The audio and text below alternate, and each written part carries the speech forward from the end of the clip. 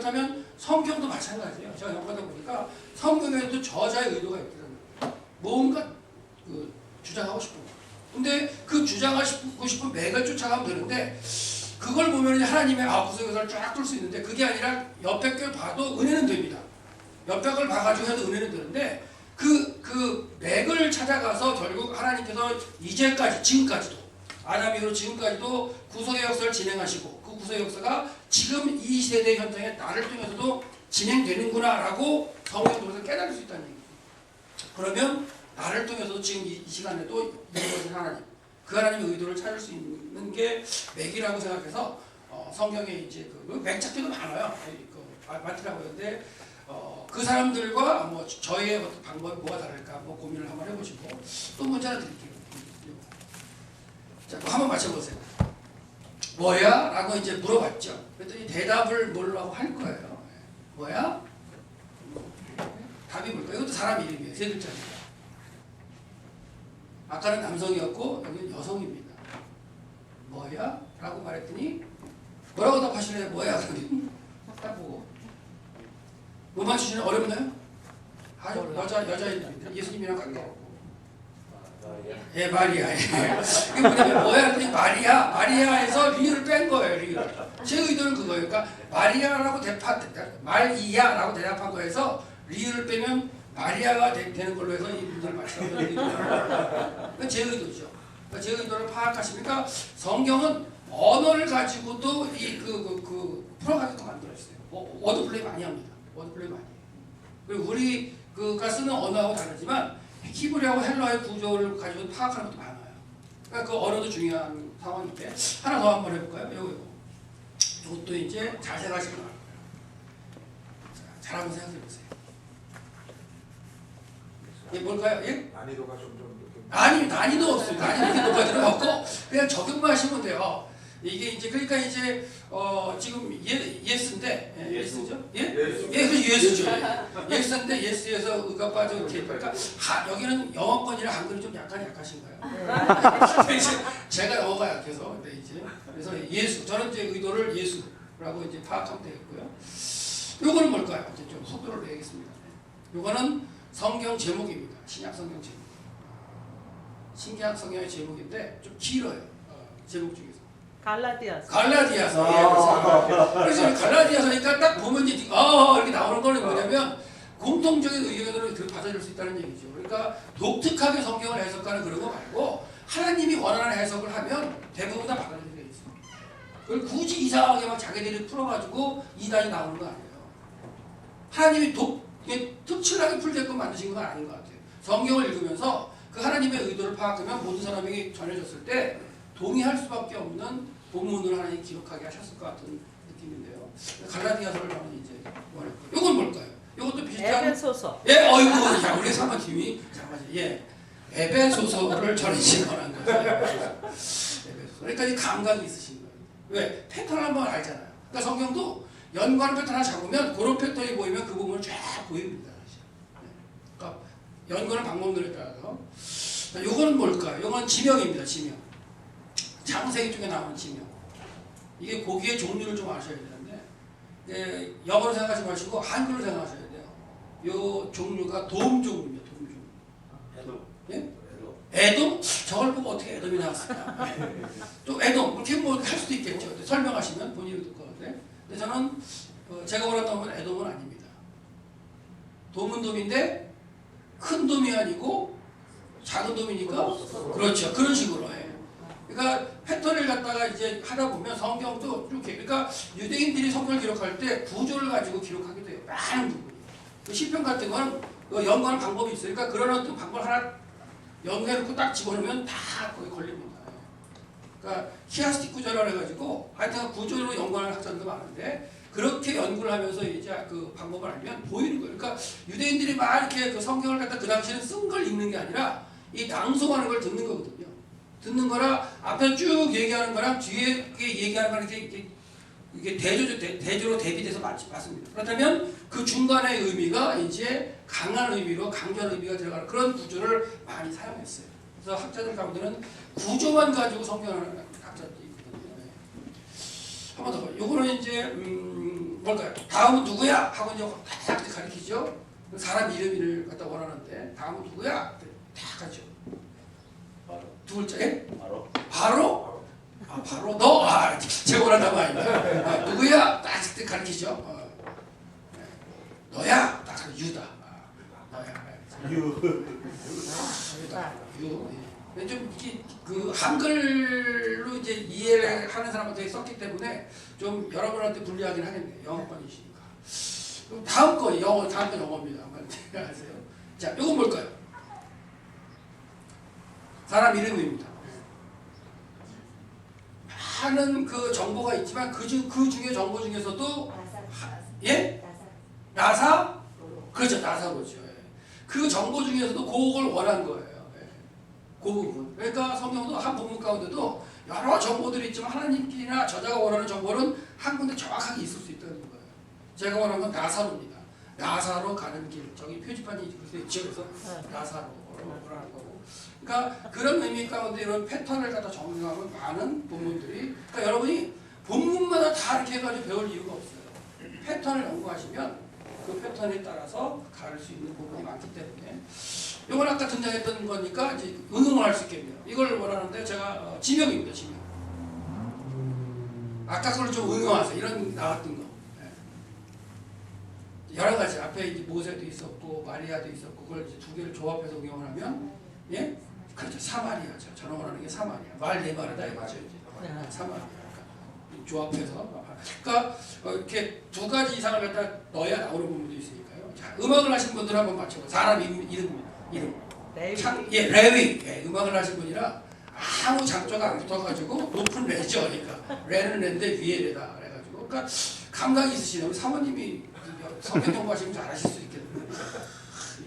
잘 들어가세요. 그러니까 그러시면 이제 제 패턴을 가지고 적용하면서 하면 잘 연구하실 수 있을 것 같아요. 자, 이거는 뭘까요? 이것도 사람 이름이에요. 삼손. 그렇죠. 이제 우리 목사님도 이제 삼손. 제가 말하는 삼손입니다. 그러니까 성경을 연구하는 방법도 몇 가지 이렇게 패턴을 가지고 보면 그걸로 적용해서 갈 수 있어요. 충분히. 이거 진짜 어려운 건데. 이것도 사사기에 나온 이름인데 사사기에 나온 인물인데 좀 많이 예? 그렇죠. 입다. 사모님이신가요? 네. 사모님도 좀 하시면은 성경 괜찮으시는 거예요. 사모님들이 분발하시는 거예요. 입다로 보냈고요. 자, 이거 이제 영어입니다. 또 영어 하나. 영어 사람 이름. 사람 이름이고요. 예수님과 가까웠어요. 이건 이제 직가 아니라 이제 내용을 좀 이제 이렇게 베드로. 그래서 베드로. 이제 이거는 좀 더 이제 난이도가 있는 거죠. 이렇게 해석을 좀 하고 그걸 또 이제 다들어 연결해야 되는 거니까 좀 약간 난이도가 있지만 베드로를 원했고요. 아까 봤지만 이거는 이제 그 플래시 하나 붙었죠. 플래시 하나 붙었으니까 좀 더 이거는 음악적인 이 코드를 좀 아셔야 돼요. 그러니까 그걸 모르면 이거를 전혀 알 수가 없는 거예요. 그러니까 성경도 뭔가 그 알아야 할 부분을 알지 못하면 뭐 예를 들어 절기라는 어떤 코드를 알지 못하면 그 절기를 통해 나타나는 의미를 다 가지지 못해요. 그런 것처럼. 그러면 이건 뭘 원할까요, 제가? 레니까 레아죠. 그렇죠. 예. 목사님이 좀 그 코드를 좀 아시네요. 그렇죠? 예. 제가 원하는 건 레아였습니다. 이게 바장저고, 그렇죠? 위에 레가 아니고. 그러니까 앞에 있는 많은 걸 종합한 거죠. 그래놓고서 이제 레아가 돼가지고 그러니까 방법론을 가지고 여러 개를 해가지고 들여다봐야 보이는 부분들이 있는 거죠. 마지막 문제 하나 드릴게요. 이거 사람 이름입니다. 이제 이것도 사람 이름인데 구약 시대의 사람 이름이에요. 이삭. 왜 이삭일까요? 이거 이제 그렇죠. 이삭 사람 이삭. 근데 안 하시는데. 뭐라고요? 이삭이라고 하는데 그 동의하시는 분 계세요? 근데 제가 원하는 답은 아닙니다. 이사를 갖고 있으니까 이삭 아닙니다. 이사야? 예? 이사야? 왜 이사야? 밤이자를 꼼꼼하게. 그렇죠. 밤에 이사 가니까. 예, 밤에 이사. 제가 원하는 이거예요. 그러니까 이사를 가긴 가는데 밤에 가요. 그래서 이사가 무슨 말이냐면 지금 방금 말했을 때 제 의도는 이거예요. 근데 어떤 걸 보고서는 좀 더 그 원하는 의도가 아니라 다른 이삭이 나올 수도 있잖아요. 그러니까 성경 본문은 보고 여러 가지 의도를 찾을 수 있지만 그 가운데서 하나님이 원하셨던 의도를 찾아가는 게 바른 길이 아니냐. 그러니까 성경 가지고 여러 가지로 방편으로 은혜를 받을 수 있어요. 은혜를 끼치려면 뭐 다 가지지만 은혜 끼치는 게 아니라 하나님의 의도를 찾아가는 게 원 목적은 아닐까 하는 거죠. 원래 목적을 찾아가고 그 가운데 이제 본문을 가지고 그 성도들이랑 나누면서 은혜를 띌 수 있는데, 그래서 하나님의 의도, 여태까지 제 의도였어요. 이건 하나님의 의도는 상관없이 제 의도였고, 제가 지금 뭐냐면 성경을 통해서 저자가 원하는 의도를 찾아가는 과 해가지고 또 이게 제가 이제 그 강의할 때 첫 시간에 하는 강의예요. 신대원생 딱 들어오면 제가 한마디 하죠. 신대원생 딱 들어오면 이제 신대원에 들어오려면 얼마나 성경을 열심히 외우고 달달 외우고 했겠어요. 시험 봐야 되니까. 제가 그렇죠. 여러분들은 신대원 들어오셨는데 여태까지 제 강의 들어온 학생들한테 여태까지 성경 읽었던 걸 다 덮어두고 다시 읽기 시작하는 게 좋을 거예요. 그러니까 단어나 이런 걸 정의를 다시 하고 가면서 다시 한번 읽는 게 훨씬 더 빠른 길을 갈 수 있다. 처음에 이런 얘기하면 안 들어요. 근데 딱 제가 1시간 듣고 나면 동의를 하기 시작합니다. 네. 그래서 이제 그런 방법론을 가르쳐 드리는데, 여러분도 이제 딱 제가 앞에 한 타임만 들으시면은 저 사람이 뭘 저렇게 얘기하려고 하는가를 갖다 이제 동의를 하실 수 있습니다. 처음은 하나님의 의도를 파악하자는 의도로 말씀드렸고요. 그래서 그렇게 해서 성경을 읽다 보면 여러 가지로 이제 우리가 접근할 수 있는데, 기본적으로 성경은 언어, 히브리어, 헬라어로 기록되어 있죠. 근데 우리는 이제 히브리 헬라어를 가지고 이렇게 어렵게 공부를 할 수가 없기 때문에, 하신 분도 계시겠지만 번역 성경을 가지고 이제 보게 되어 있어요. 근데 번역이라는 자체가 해석이 들어가는 겁니다. 동의하세요? 네, 번역이라는 것 자체가 해석이 들어가는 겁니다. 네. 그러니까 우리말 성경을 갖다가 읽을 때 우리말 성경 또 한 번 번역된 게 중국어로 번역돼 다시 번역됐기 때문에 학들 가운데 한 6,000군데 이상을 다시 고쳐야 된다는 얘기를 해요. 워낙 그렇게 읽어왔기 때문에 함부로만 고치지 못하는 거죠. 그렇기 때문에 목사님들은 좀 더 연구를 하시려면 뭐 번역본을 비교해서 본다든가 아니면 원문을 갖다 공부해서 보시면 더 정확하시겠죠. 그리고 원문으로 보시면 한 가지 한번 소개해 드려볼게요.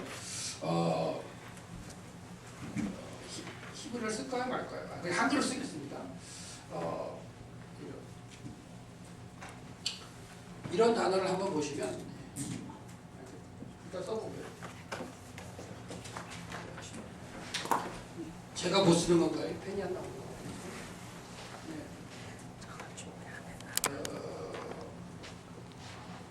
이런 게 있는데요. 이게 아니 후라는 거예요. 그러니까 우리말로 하면 이게 다 나라는 단어고요. 이게 그라는 단어예요.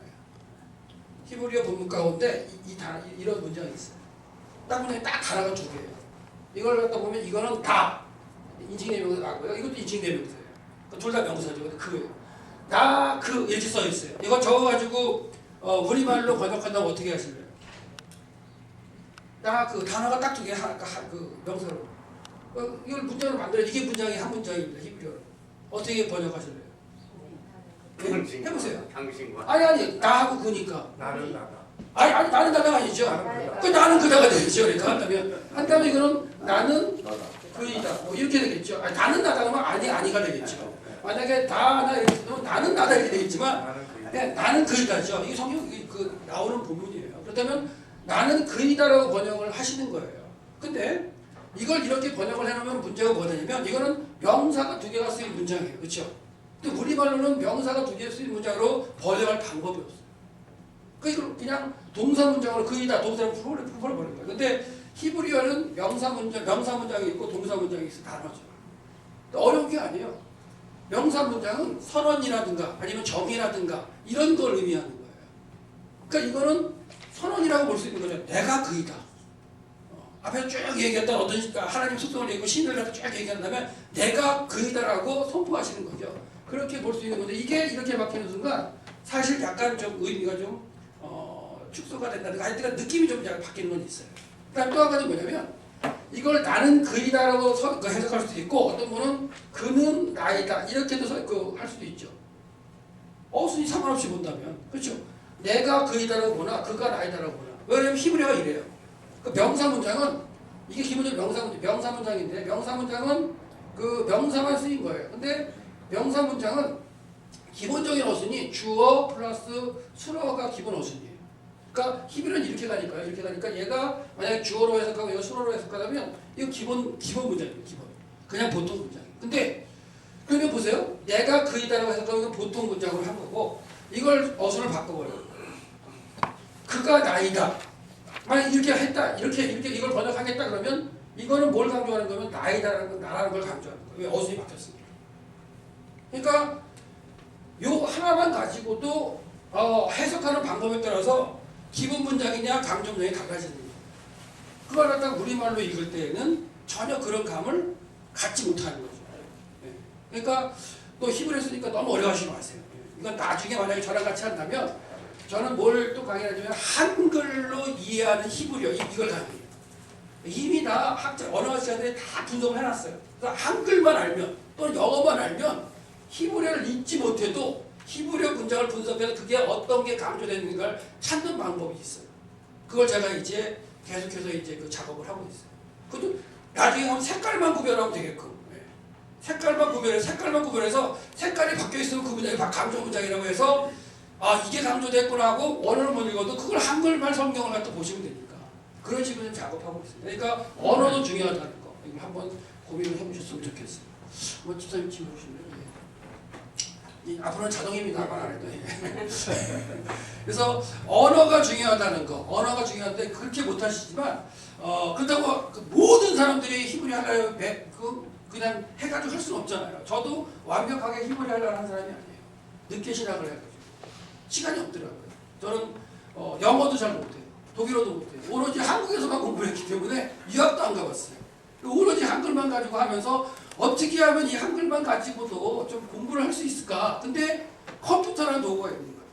이미 다 컴퓨터를 통해서 많은 정보가 다 이래가지고 컴퓨터만 좀 잘 다루고 익숙하게 하면은 방법이 있겠다. 그래서 제가 빠른 시간 내에 이제 습득을 해버린 거예요. 그리고 제 방법을 찾은 거예요. 그리고 이제 그래서 창세기부터 지금 히브리어 본문을 계속 색깔별로 지금 만들고 있어요. 창세기님이 다 했고.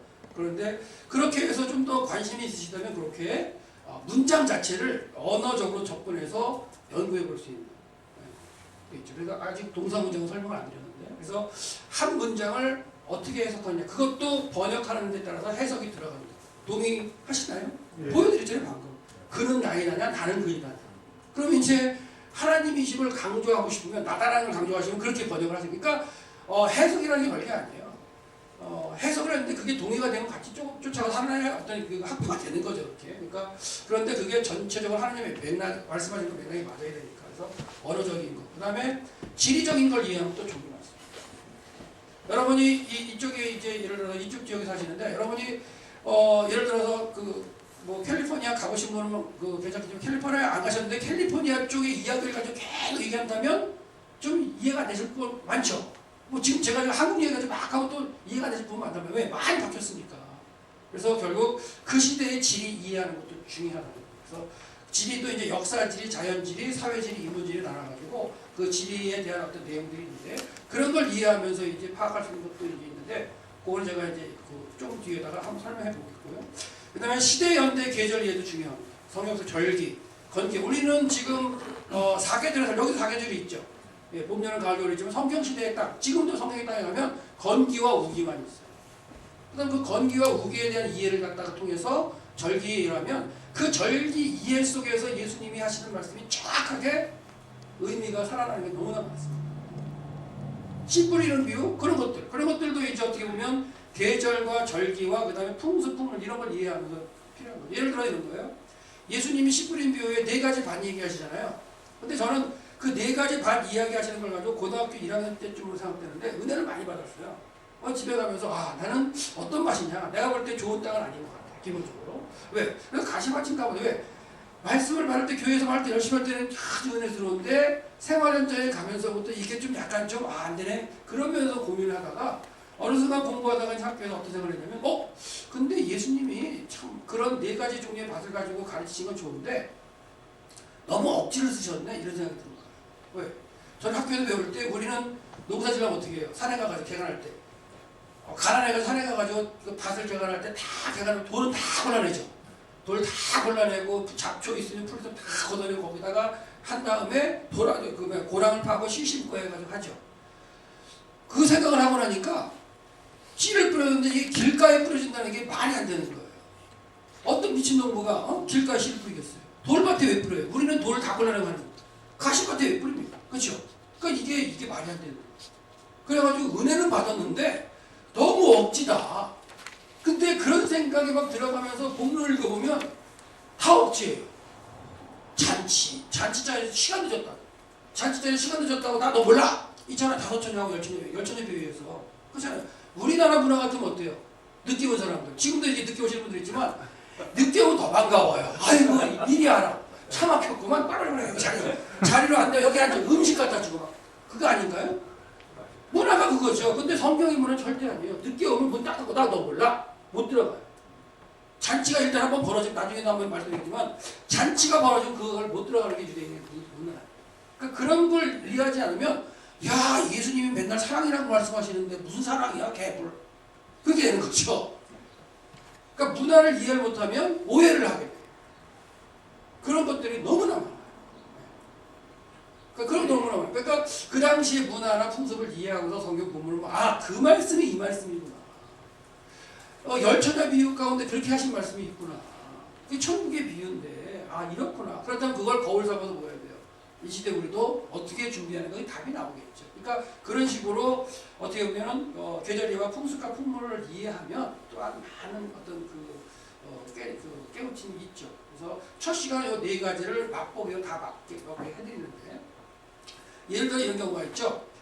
목자와 양의 비유가 성경에 무지하게 많이 나오고요. 구약 시대에 하나님께서는 당신이 목자시고 이스라엘 백성을 양이라고 기록하셨어요. 그리고 하나님을 대신해서 왕들이나 선지자를 세우셔가지고 그들을 이제 목자로 이제 다스리게 하셨죠. 그게 많이 나오는데 예를 들어서 어느 나라에 가면 이 번역할 때 양이 없어요. 양이라는 짐승이 없는 나라. 그리고 우리는 원래 양 문화도 아니잖아요. 우리도 마찬가지인데 근데 우리가 그래도 양은 있기 때문에 하는데 양이 없는 나라에서 번역한다면 어떻게 번역할까요? 근데 그 나라는 가장 많이 주는 게 돼지야. 그렇다고 그걸 돼지로 번역할까요? 이상해지는 거죠.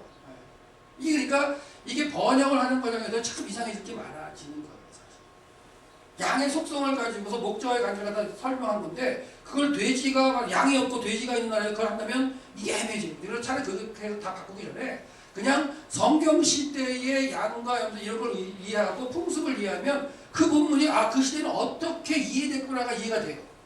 그렇게 이해된 걸 목사님들이 여기 머릿속에 다 이제 숙지하시고 하신 다음에 이 시대는 어떻게 표현할까라고 바꾸시어가지고 적용하시는 게 더 빠르죠. 저 같은 경우는요 그냥 본문을 놓고 본문을 스토리텔링을 합니다. 그냥 그 시대의 그 개념으로. 그걸 다 배경 정보를 다 주죠. 그러고 나면 본인들이 알아서 결론을 가져가는 거예요. 제가 따로 결론을 안 드려요. 그래도 비슷한 결론을 가져가세요. 왜? 그 시대에 어떤 개념으로 했다는 걸 알기 때문에. 그렇지 않으면 또 다시 이 시대로 다 1대1로 매핑해가지고 다 바꿔야 돼요. 목자는 뭘로 바꾸고 양은 뭘로 바꾸고. 근데 그게 바뀌어지나요? 아니죠.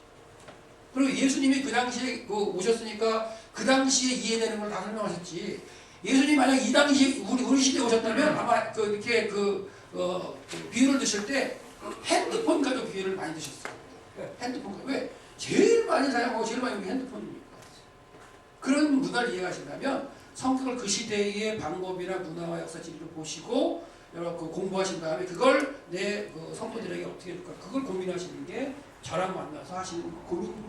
근데 이게 어렵느냐? 어렵지 않습니다. 언어 공부하는 것보다 쉬워요. 직관적이니까.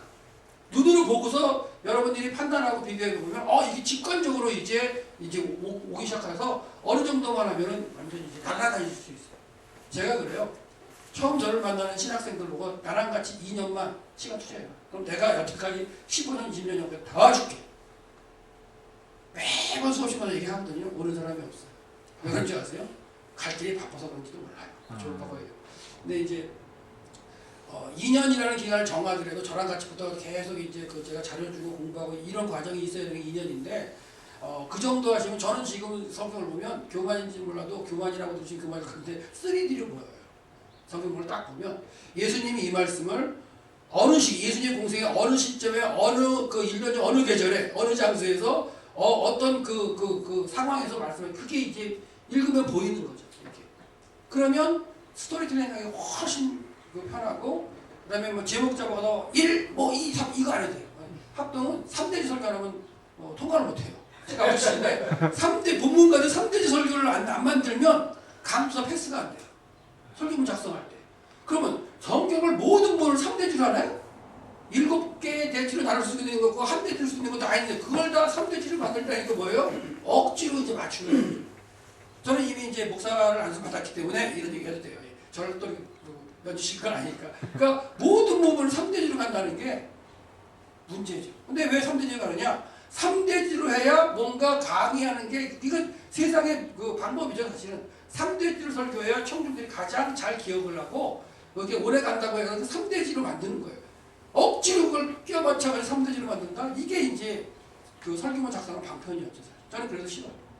제 종교 중에 하나는 지금은 이제 그 3일교회에서 지금 부목하고 있는데 얘는 그게 이제 그 당시부터 강도가 할 때부터 그게 싫었던 거예요. 3대지로 안 하고 4대지로 했어요. 어떻게 했을까요? 미끄러졌죠. 그것 때문에 강도사가 패스가 안 된 거예요. 에이씨, 그래가지고 이제 1년 더 있다가 또 다시 강도사 보는 거잖아요. 근데 또 설교도 작성해야 되는데 얘가 또 이제 떨어졌으니까 이제 그 동료들 가운데 저도 떨어졌어요. 강도사. 딴 것 때문에 떨어졌어요. 근데 이제 딱 본 다음에 왜 떨어졌다고 했더니 그렇게 설교를 받기 그래서 떨어진 거예요. 근데 야, 우리 학동은 무조건 3대지야. 이거 안 하면 떨어져. 그랬더니 에이 괜찮을 걸. 그러면 또 썼는데 이걸 어떻게 했냐면 1대지, 2대지, 3대지의 3가지. 또 떨어졌어요. 제 옆에 있는 거예요. 네. 지금도 이제 잘 통과하고. 그러니까 그 딱 3대지를 맞춰야 되는데 그렇게 안 하고 다 3대지는 얘는 2대지에 3개 이렇게 한 거고 5대지도 아니고 2.3 이렇게 된 거잖아요. 그러니까 또 떨어졌어요. 그 다음에는 이제 2번 이제 경험을 했으니까 무조건 3대지였죠. 똑같았어요.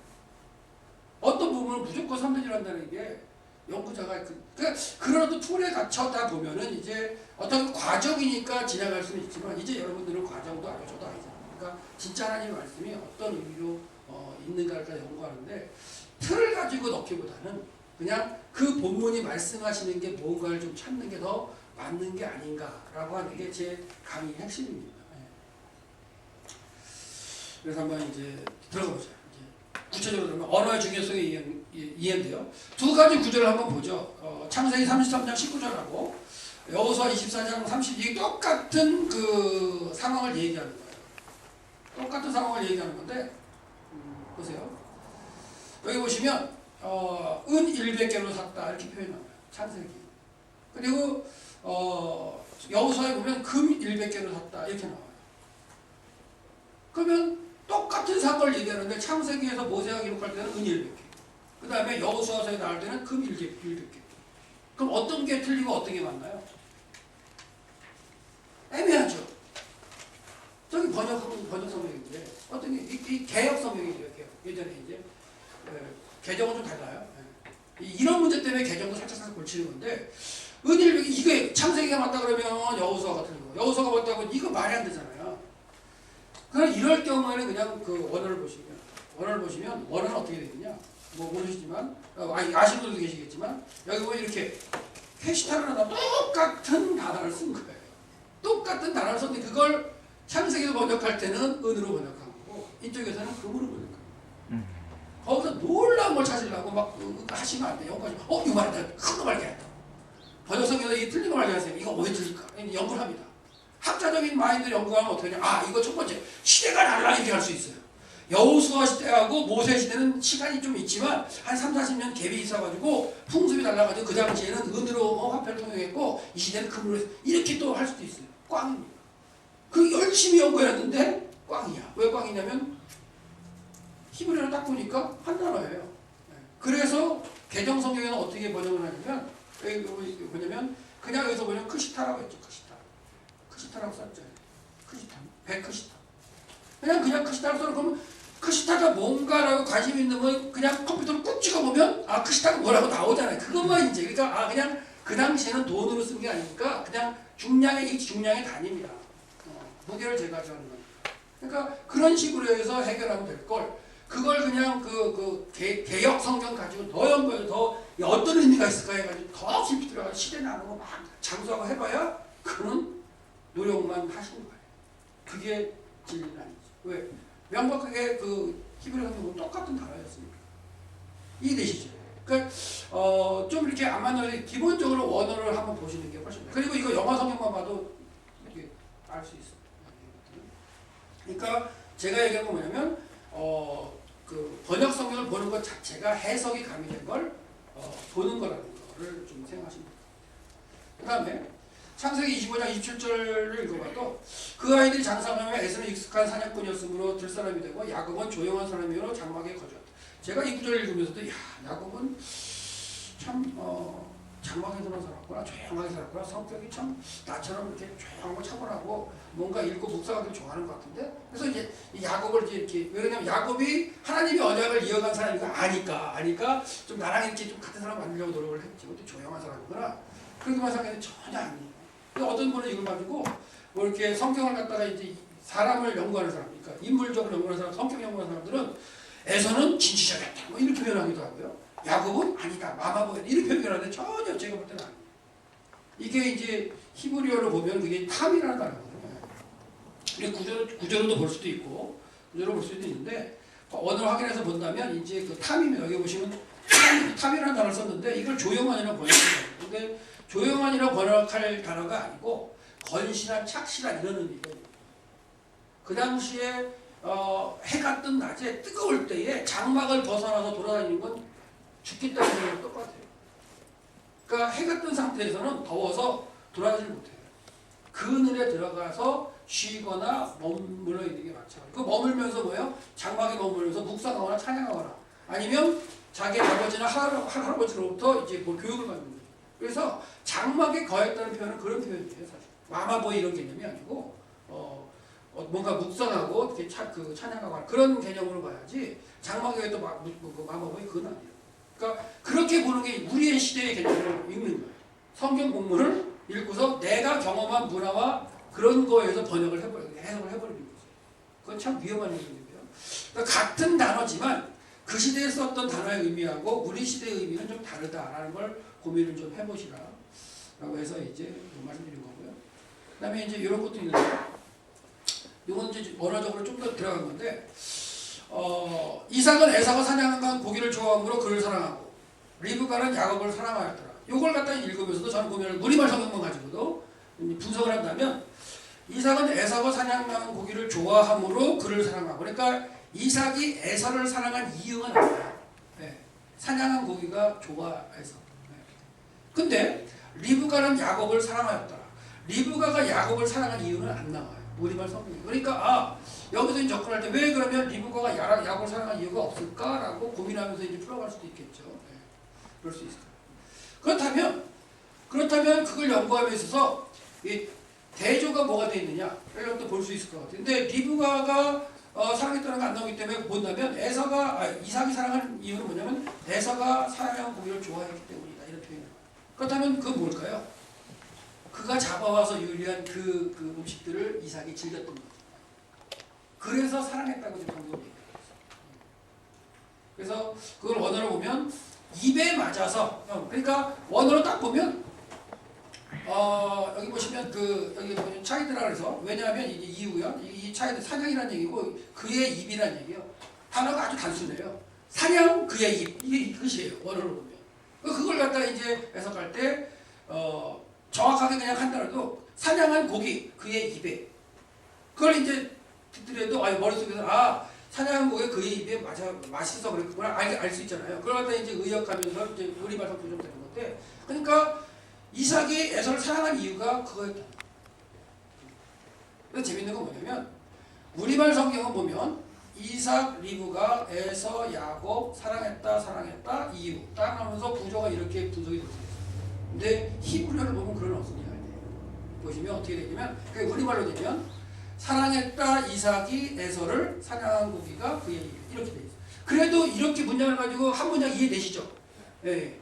그러니까 직역을 하면 그 히브리어를 직역하면 이게 이제 사랑했다 그 이삭이, 그 다음에 누구를 에서를, 그 다음에 왜냐하면 사냥하고 그의 입, 이게 그걸 제가 어수선하게 우리말로 쓰는 거예요. 근데 그 다음 걸 보면 리브가가 먼저 나와요. 리브가가 사랑했다 누구를 야곱을. 그러니까 어떻게 이걸 번역을 그대로 직역하면은 리브가가 사랑했다 야곱을, 어순이 바뀌어 있죠. 예. 위에 사랑했다 요거 어순이 바뀌어 있어요. 위에 문장은 사랑했다가 먼저고 이삭이 나오는데 밑에 건 리브가가 나오고 사랑이 나오죠. 이게 나와요. 근데 재미있는 건 히브리어는 아까 명사문장 얘기해드렸는데 이건 동사문장입니다. 그 수로가 동사가 있기 때문에 동사문장은 어순이 수로, 주어, 목적어가 기본 어순. 수로, 주어. 그러니까 어떤 게 기본이냐? 이 위에가 기본인 거예요. 지금 수로, 사랑한다.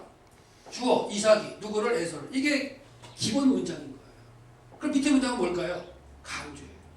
강조는 그냥 앞에 나오는 게 강조가 되는 거예요. 그러면 누가 강조가 되고 있어요? 리브가라는 여인이 강조가 되는 거예요. 그 본문에는 리브가가 강조했는데 근데 리브가가 야곱을 사랑한 거예요. 근데 야곱을 사랑한 이유가 안 나와요. 이유가 안 나와요. 왜 그러면 그 리브가는 야곱을 사랑했을까요? 여기에 이제 영건 사람의 해석이 들어가는 거죠. 저한테 묻는다면 뭐냐면 리브가는 하나님의 뜻을 알았기 때문에. 리브가는 뱃속에 잉태했을 때 에서가 야곱 들었을 때 알죠. 뱃속에 막 싸우니까 두 애가 싸우니까 막 이상하게 하나님께 기도를 하죠. 하나님 내 뱃속에 두 아들이 있는데 싸웁니다. 왜 그렇습니까? 그러니까 하나님 뭐라 하시냐면 야 네 뱃속에 민족이 둘이 있는데 큰 자가 작은 자를 섬길 거야. 이게 그럼 태어났는데 야곱이 작은 자가 태어났잖아. 그러니까 리브가 같은 경우는 에서와 야곱 중에 야곱으로 하나님의 뜻이 흘러간다는 걸 이미 깨달음을 갖고 있죠. 갖고 있어요. 그러니까 이삭을 그 야곱을 사랑하는 이유가 있어요, 없어요?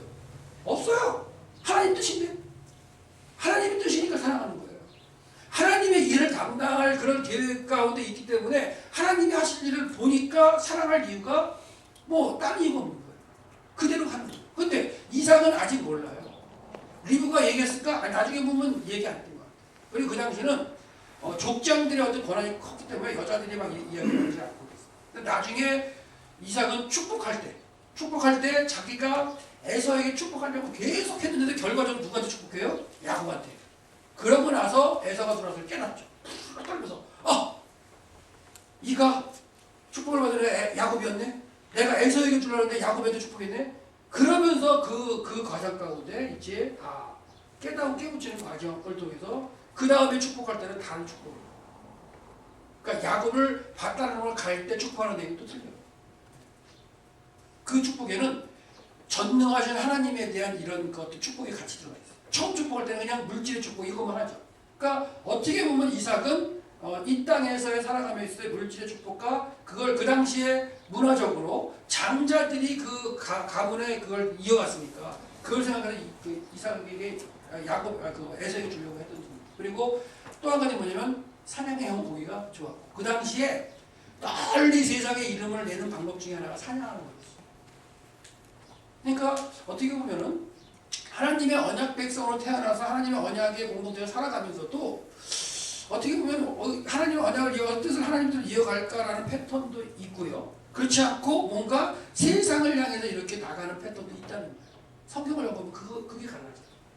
아담부터 그다음에 아담의 아들부터 계속 갈라져요. 그러니까 하나님의 성경 자체는 다 언약의 가정 안에 태어난 그걸 기준으로 합니다. 그러면서 갈라져 가면서 어떻게 해요? 하나님의 언약을 계속해서 이어가는 공동체 안에서 계속 가르침을 받고 이어가는 사람들은 계속 뿌리를 타고 계속해서 결국 마태복음에 여자의 후손이 오시기까지 하는 그런 과정으로 이어져 가고 그 하나님의 그 관점에서 살아진 사람들은 그냥 그들의 삶을 기억할 필요 없죠. 그러니까 한 몇 대 나오다가 사라지고 몇 대 나오다가 사라지고 이렇게 지금 해온 게 성경의 구약의 상황이라는 거예요. 그렇다면 저자들이 의도한 게 있겠죠.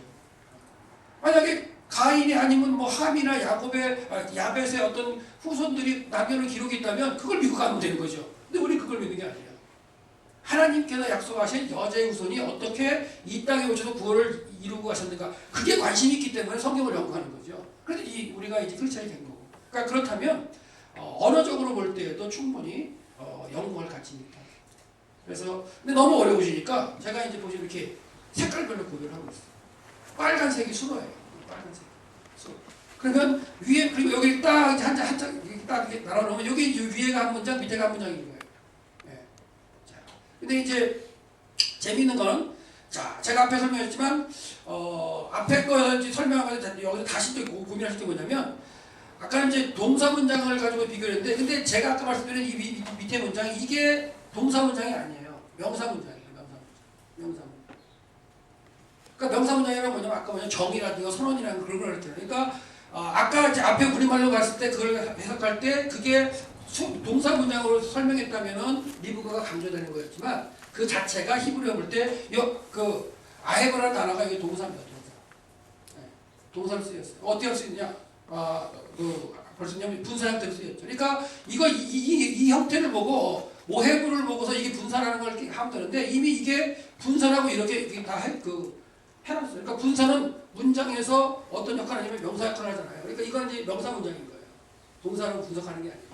그렇다면 리브가를 강조하는 게 아니라 문장 자체를 갖다가 어떻게 보면 접근해서 봐야 되는 거죠. 그런 식으로. 그러니까 이게 어려운 것 같지만 그냥 이 본문 자체 이게 이제 이 자체를 해서 와우 연습법에다가 동사가 쓰여가지고서 이게 이제 그 순화 문장이다 이렇게 분석하면 이건 힘들고요.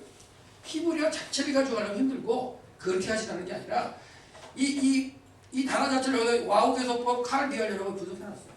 아 이건 순화로 쓰였는데 동사의 기능을 하는구나. 그래서 이건 동사 문장이구나. 이렇게 분석하시면 되는 거고 얘는 했는데 여기 분사예요. 아 분사니까 명사 역할을 하는구나. 그럼 명사 문장이네. 이 명사 문장은 리브가 어순이 도치돼가지고 리브를 강조하는 게 아니라 명사 문장은 주어, 수어, 목적어가 기본 어순이구나. 기본 어순인데 이 명사 문장은 선언이라든가 아니면은 뭔가 정의라든가 이런 걸 내리는구나. 그렇게 한다면 리브가가 야곱을 사랑하는 게 어떻게 보면 기본인 거고 정의고 그렇게 가는 게 맞는 거고 이렇게 분석을 할 수 있는 거죠. 그러니까 기본적으로 히브리어를 몰라도 한글만 가지고도 이미 다 분석된 그 자료를 가지고 하는 거예요. 근데 이제 그것도 힘드실까봐 제가 색깔별로 표시가 되는 거예요. 색깔. 그래서 하다 보면 처음에는 이렇게 여기다 써주죠. 명사 문장이나 동사를 써주죠. 그러니까 안 쓰면 동사 문장이고 이런 식으로 해서 지금 이제 작업을 하고 있는 거예요. 그러니까 지금은 이런 작업을 하고 있는데, 근데 언어로도 좀 더 이렇게 연구해 보실 분들은 충분히 가능성이 있다라는 걸 말씀드립니다.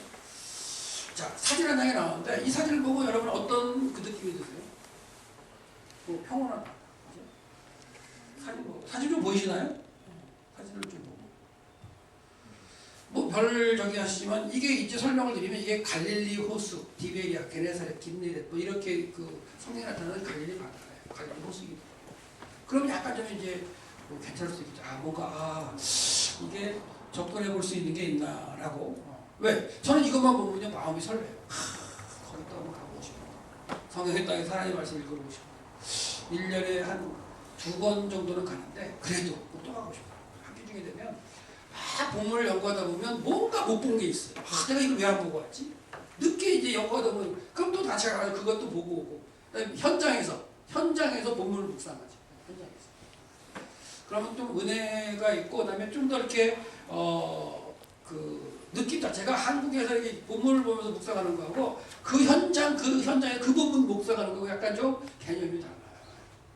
그래서 구약 시대에 나왔던 김네롯이라고 써였다든가 아니면 신약 시대는 게네사렛 호숫가 아니면 디베리아 이렇게 썼다는 거 그런 것들을 좀 연구하면서 보면은 또 이제 예수님의 어떤 이동이라든가 이런 것들을 볼 수가 있고요. 또 한 가지 사진 보여드릴게요. 저 사진을 보고 느끼는 게 좀 무엇이 있을까요? 우리랑은 전혀 생소한 지역이에요. 저 갔다 오신 분 중에 저 사진 보신 분 계시나요? 이스라엘 그 성지순례 하신 분, 성지순례 하신 분, 계시는데 저 사진 보고 저쪽은 시리아 땅. 저쪽은 시리아 땅. 저쪽이 이제 그 예루살렘 쪽입니다. 이게 제가 그 암만 쪽에 모압편에서 찍은 사진. 이게 무슨 말이냐면 사진에 설명 한번 드려볼게요. 딱 하면 이제 이쪽에 있는 이쪽 편이 모압 평지고 이 안에 이제 그 요단강이 흘러가요. 여기가 우리 집사님 가셨다 오셨던 이제 그 목욕하셨던 거기 장소예요. 베다니의 그 세례터, 요르단 쪽. 요르단 쪽에 접근하면 이렇게 들어가가지고 걸어가가지고 이제 그 세례터까지 가고요. 이 요단강 넘어가 이스라엘 땅이에요. 건너에 이제 여리고 평지가 있고 유대 광야가 있고 저 위에 이제 유대 산지가 있고 요걸 넘어가면 정상에서 올리브산에서 성전이 보이는 거예요. 의미가 좀 틀리죠. 느낌이 틀리죠.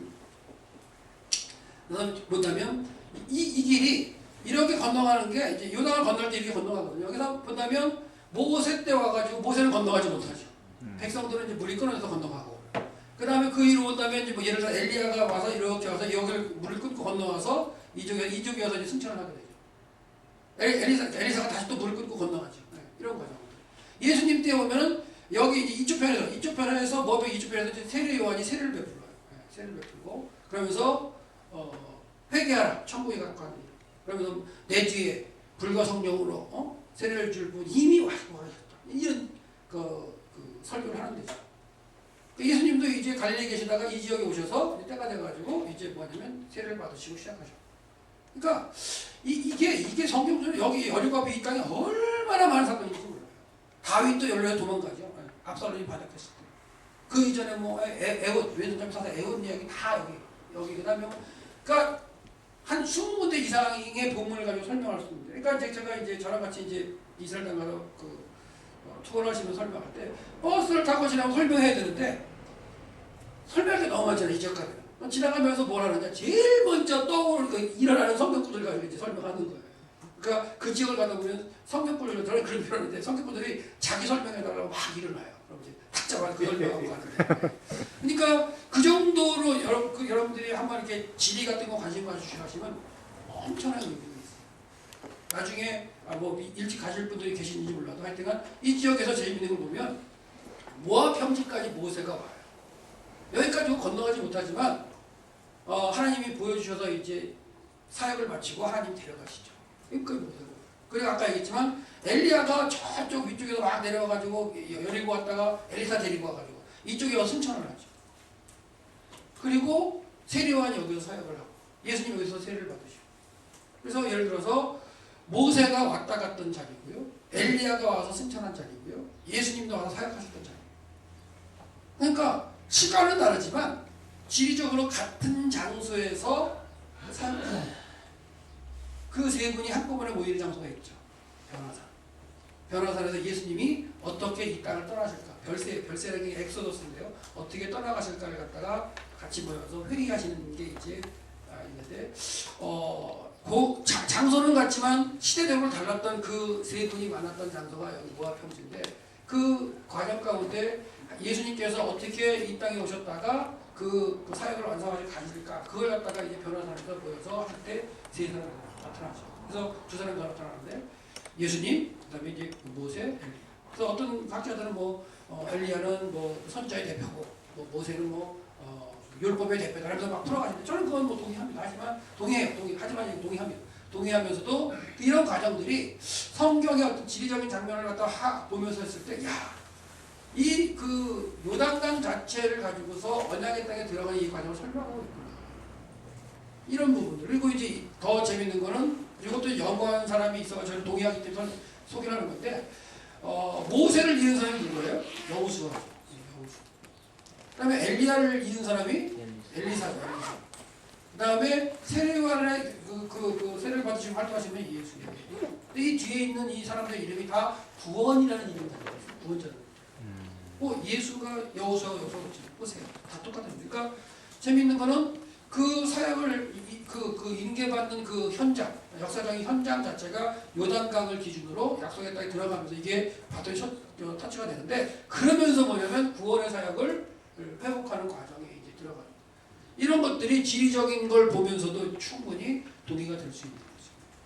이런 정도. 그러니까 현장에서 이렇게 지리 같은 걸 이해하고 하셨을 때 보면, 진짜 그러냐? 그러면 할 말 없어요. 계속해서 따지고 들어오면 할 말 없지만 본문을 보면 이렇게 느껴진다고 동의가 된다면 그런 방법으로 충분히 연구해 갈 수 있는 거죠. 그러니까 지리나 이런 걸도 상당히 의미가 크다는 거 연구해 보는 거죠. 예수님이 당연히 이적을 행하시는 그 지리와 작도를 분석해봐도 의미가 있습니다. 이건 망원렌즈로 땡겨가지고 제가 좀 이제 또 찍은 건데, 저 위에 보니까 올리브산 그 위에 보면 교회도 보이고 이러네요. 꼭대기. 이걸 넘어가면 이제 성경이 보이고. 여기 유대 광야를 한번 나중에 설명드리겠지만, 유대 광야를 이 광야를 여리고에서 올라가면은 그 당시 걸어 올라가니까요. 한 10시간 정도 걸어가야 예루살렘에 도착하거든요. 이런 과정. 그러니까 우리는 예수님이 단순히 여리고에서 예루살렘에 올라가셨다. 아침 일찍 떠나셔서 새벽 일찍 떠나셔서 예루살렘에 들어가셨는데 해가 저물어서 성전의 제의가 다 끝났다. 마가복음 나오잖아요. 그런 것들도 연결해서 생각할 때 이런 과정이 있어야지 이해가 되는 거예요.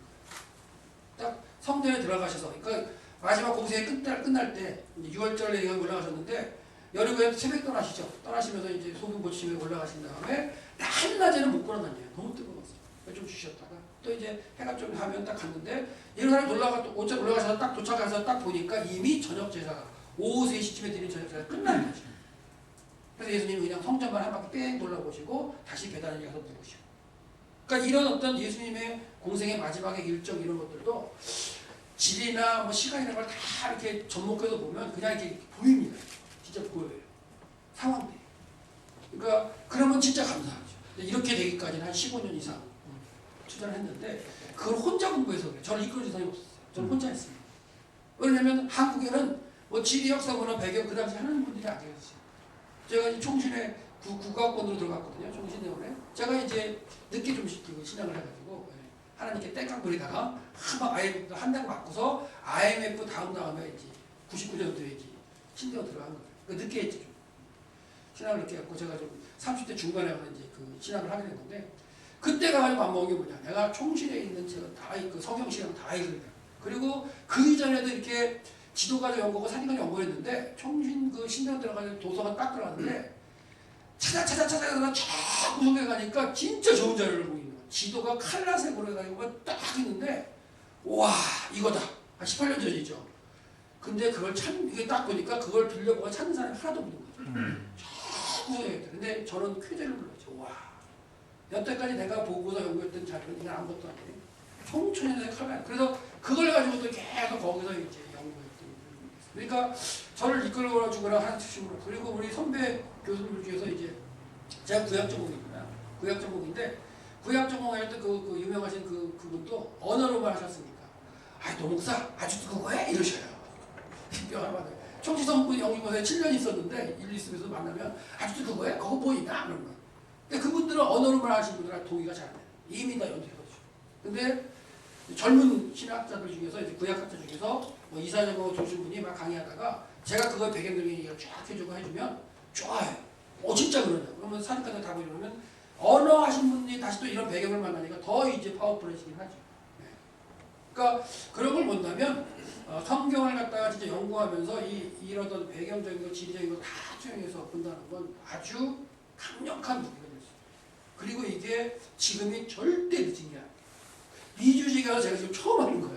네. 한국에서는 하긴 했지만 학교도 강의를 하지만 처음 하는 거기 때문에 리주 지역에서는 이곳에 계신 분들이 빠른 거예요. 네, 빠른 거예요. 한번 저랑 같이 이렇게 연구하신 걸 나누시면서 가능성이 있다. 뭐 질이 어려운가? 그럴 수도 있지만 어려운 얘기는 안 해요. 네. 그리고 거기까지 가실 필요도 없어요. 근데 좀만 하시면 다 머리에 들어가요. 왜? 성경 하나 지면 몇 개 안 돼요. 예수님 시대 한 12개 정도만 외우면 끝이에요. 그 구약 시대에 그냥 큰 굵직한 거 한 15개 외우시면 끝이에요. 더 하겠다면 더 자세한 것도 많지만 그러면 맥락을 쫙 이해하시는 거죠. 그러니까 그런 부분에서 이제 접근하면서 한번 제가 소개를 해드릴게요. 그래서 이제 지도를 보신다면 그러니까 이런 걸 제가 찍은 자료는 아니에요. 그러니까 학자들이 연구해놓은 자료를 저는 이제 강의하기 위해서 이제 카페에다가 인터넷에 찾아가지고 쓰는 건데 요단강이 이렇게 흘러내려가고요. 여기가 여리고죠. 여리고에서도 이렇게 예루살렘 올라가는 길이 있고 베들로 올라가는 길이 있고 이러면서 갈라지면서 이제 이 지역이 이제 나눠지면은 베냐민 지파가 이제 그 분배받은 땅, 여기는 뭐 유다 지파가 분배받은 땅 하면서 그 지리적으로 그러니까 여호수아에 분배되는 그런 것도 다 이렇게 그 생각하면서 성경을 보면 진짜 나중에 가면 더 큰 걸 줄 수 있어요. 그래서 제가 한때 이스라엘 갈 때 저도 이스라엘 가면 가이드 자격증이 없어요. 가이드 자격증이 있어야 가이드를 하기 때문에 할 수도 태워요. 저걸 태워야 돼. 가이드 자격증이 있으면 거기 가면 이제 그 히브리 대학에서 공부하는 이제 박사과정에 있는 사람들이 와서 이제 설명을 하면 그 중에 하나 제가 그 이스라엘에서 가장 탑으로 치는 가이드가 있어요. 저보다 나이 나고 그 후배인데 그가 딱 하면 저를 위해서 이제 설명을 해요. 뭐냐면 버스를 타고 번호가 있잖아요. 다. 예를 들어 이게 275번호인데 이거는 뭐 두 개보다 남쪽까지 이런 식으로 설명해 버리는 거예요. 근데 이제 이스라엘 딱 가면 이건 413번호인데 이거는 베냐민 지파하고 유다 지파 사이에 그 경계에 있는 동로다. 막 이런 설명을 해요. 딴 사람은 들어봐야 의미가 없지만 저들하고 하는 소리죠. 나는 이만큼 안다. 막 이런 식으로 하는 올라가니까 설명해 주면 저는 고마워하죠. 그러니까 그렇게 하면서 얘기를 하다 보면 지금 현대적으로 길이 바뀌었기 때문에 제가 예루살렘이나 뭐 이스라엘 많이 가도 그 사람과는 못하죠. 왜? 거기는 1년에 한 50차례 이상 가이드 다녀요. 그러니까 그런 것도 도움받아요. 저도 도움받으면서 그리고 저는 이스라엘 땅만 하는 게 아니라 이집트, 이스라엘, 유다, 그 다음에 터키, 그래서 이탈리아. 그러니까 성경의 땅에 하는 사람들의 다 정보들이 있죠. 그리고 제가 이제 물어보다 보니까 저는 그 땅을 다 가이드할 수 있어요. 전체를 다. 그래서 그러면서 이제 그 사람들의 소스도 좀 받고 또 모르면 또 물어보고 한번 가보라 그러고 이런 과정 가운데 서로 이제 이렇게 자료를 공유하는데 마찬가지입니다. 저는 이렇게 많이 연구를 하면서 이렇게 쌓았던 자료를 제가 이렇게 독점해서 하고 싶지는 않아요. 왜? 하나님의 말씀을 잘 선포하고 할 수 있다면 같이 공유해야죠. 그렇죠? 공유하면서 그리고 더 좋은 자료를 만드시면 좋을 것 같아요. 더 좋은 자료를 쉽고 잘 만드셔서 각 성도들에 나눠주면 좋을 것 같은데 이런 식으로 해서 지혜도 좀 필요하다는 거예요. 그래서 아브라함과 롯이 관련된 그러면 베델에서 이길 땅에서 이제 롯이 내려간 길이 될 거고 여호수아, 에훗은 또 이제 이 길이나 이 길이나 사용하실 거고 엘리야, 엘리사 마찬가지 이 길 타고 내려왔다가 엘리사로 올라갈 때 곰 두 마리 나와서 한 것도 곰이 나와서 애들 잡아먹는 이런 것들도 있는 그런 배경적인 길이 되는 그런 배경이 됩니다. 이것도 이제 아마 이번 시간 가운데 한 시간 반 이상 지리를 설명하는 시간이 있을 수 있을 거예요. 그렇게 된다면 이제 성경적으로 이렇게 설명할 수 있는데 이거만 한 거 잠깐만 보시면 나중에도 이것도 시간이 있을 텐데요. 여호수아가 이제 여리고성을 점령한 다음에 하나님께서 뭐라 하냐면 그 여리고성을 쌓지 말라, 만들지 말라 그랬죠. 그러면서 뭐라 하냐면 여리고성을 쌓지 말라. 여리고성을 건축하는 자는 여호와 앞에서 저주를 받을 거다. 그러면서 그 기초를 놓을 때 마다들이 죽고 그 다음에 이제 그 문을 세울 때 그 막내 아들이 죽겠다고 이미 선언하셨어요. 근데 그 이후로 이제 한 1400년대 이제 그 초반에 이제 얘기하니까 1400년. 근데 그 이후로 이제 아합 때 한 150이 아니라 600, 550년 정도 이게 흐른 다음에 그 다음에 아합 왕 시대가 돼가지고 아합이 오므리 왕조가 이제 쓰면서 이들이 이제 그 동쪽으로 땅을 정복하려고 확장 난징을 했어요. 그러다 보니까 이 여리고가 아주 중요한 노른자의 지정학적으로 중요한 땅이 되거든요. 그래서 아합 왕 때 일이 나오죠. 그 시대의 베델 사람 이게 아합 왕 때예요. 히엘이 여리고를 건축했다. 근데 그가 토를 쌓을 때 마다들이 아비람이 죽죠. 그리고 성문을 세울 때 막내 아들 수금이죠. 진짜 여호와께서 눈의 아들 여호수아라고 하신 말씀이 정확하게 이루어지죠. 그러니까 하나님의 말씀에 이걸 집중하고 보느냐 아니면 세상의 어떤 경제적 원리, 정치적인 원리, 지정학적인 원리를 통해서 그걸 다시 할 거냐. 왕들이 어떤 결정을 내느냐가 틀려지는 거예요. 리더가, 지도자가. 그걸 잠깐 사진으로 보여드린다면 여기가 이제 유대 산지가 시작되는 유대 광야가 시작되는 지역이고요. 여리고가 이렇게 이런 땅이에요. 지금도 여리고는 그 기억한 땅 중에 하나죠. 그러니까 여기가 정치적으로 이제 하나님께서는 뭐냐면 여기다가 여리고 쌓지 마. 그랬는데 세월이 지나면서 동쪽 편을 갖다가 땅을 갖다가 정복하러 갈 때 아주 중요한 장소였다. 그러니까 예를 들어서 이런 거죠. 다시 한번 여기 보시면 요단강이 이렇게 흘러가고요. 동쪽 지역에 있는 사람들이 서쪽을 갖다가 전쟁을 갈 때 이 요단을 건너 여기가 지정학적으로 상당히 중요한 장소가 되는 거예요. 여호수아가 전쟁할 때도 여기다가 본부를 두고 어떻게 해요?